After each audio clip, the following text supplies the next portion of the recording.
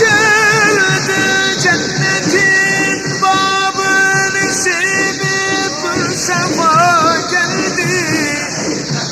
Gülistanı cihane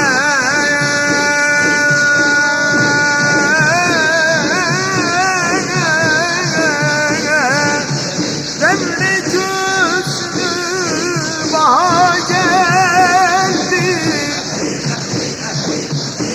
Bugün bu meclise ruhi Muhammed Mustafa geldi.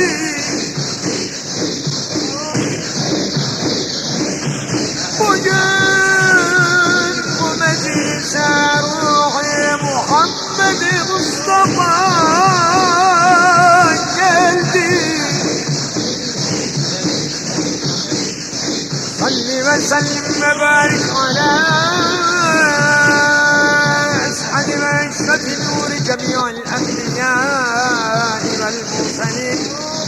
Salavatullahi ve selamuhu aleyna ve aleyhim ecma'in.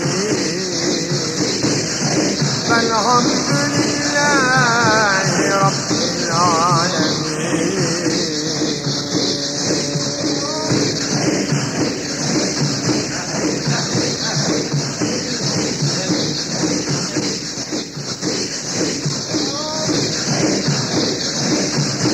Allahümme salli ala seyyidina Muhammedin ve ala